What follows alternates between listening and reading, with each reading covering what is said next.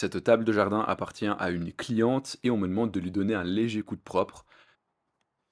Alors avant de poncer, je vais d'abord faire un vulgaire décrassage, histoire d'enlever le gros de la saleté. Et ce qui m'a assez étonné dès que j'ai commencé à utiliser la brosse de fer, c'est que la table me semble d'avoir déjà été travaillée parce qu'on y retrouve pas mal de wood filler. Mais par contre, ce wood filler là, c'est déjà fissuré et ça donne un aspect plutôt dégueulasse, donc je décide d'enlever toute la matière qui se trouve dans les rainures et un peu partout sur la table. Ensuite, je passe un peu partout avec mon ciseau à bois, en pensant avoir déjà fait le plus gros du travail, puisqu'après avoir poncé, tu vas le voir, il y aura encore pas mal de travail au niveau des rainures et au niveau du wood filler qui a déjà été déposé.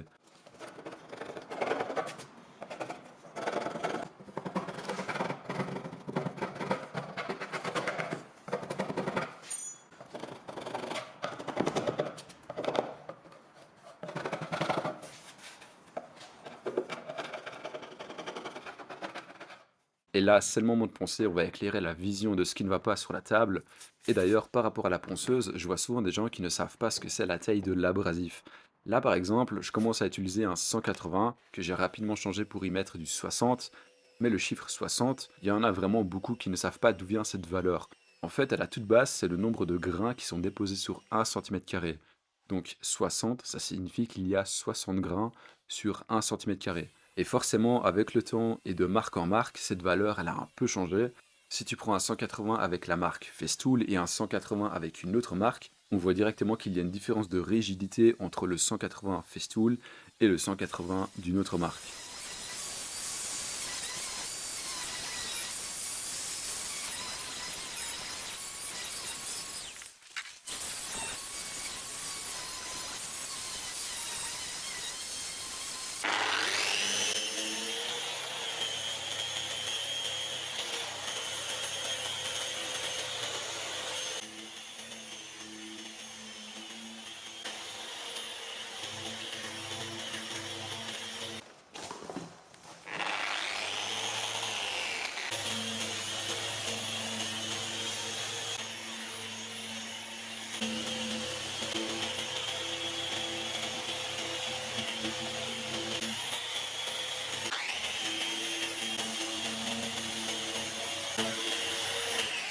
Et donc, comme j'avais dit, après avoir poncé, je remarque qu'il y a énormément de wood filler. Donc, je me mets à gratter à la ciseau à bois, j'enlève absolument tout le wood filler possible jusqu'à avoir un plateau totalement neutre.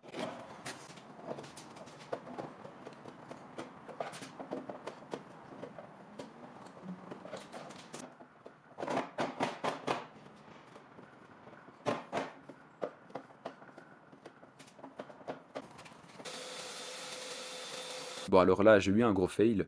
Je faisais un peu mon malin de chimiste pour montrer le wood filler que j'allais utiliser, sauf que grosse gaffe de ma part, j'avais plus assez de wood filler. Je pensais que j'avais encore un pot en stock, alors que pas du tout. Et comme un abruti, j'ai mis beaucoup trop d'eau par rapport au filler qu'il me restait. Et du coup, résultat final, le wood filler est beaucoup trop liquide pour que je puisse l'utiliser. Et du coup, ce que j'ai fait, c'est simplement utiliser du bois pétrissable. C'est juste un petit peu dommage puisque la couleur du wood filler était assez similaire à la couleur de la table. Et par contre, ça faisait vraiment pas mal de temps que je n'avais pas utilisé de bois pétrissable, et j'avais oublié à quel point le temps de séchage est aussi long, puisque j'ai seulement poncé 24 heures après.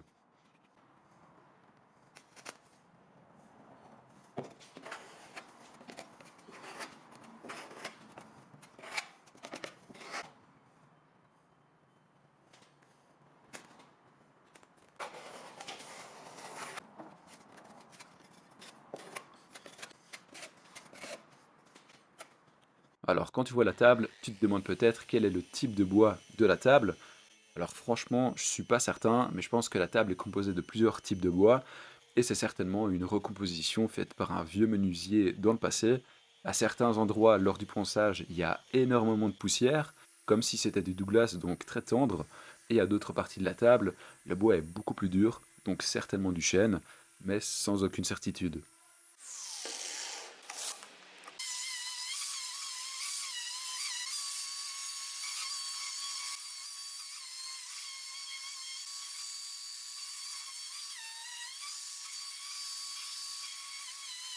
Et comme d'habitude, du moins très souvent, après avoir poncé, on a toujours des griffes de ponçage. Alors pour enlever tout ça, qu'est-ce que je fais?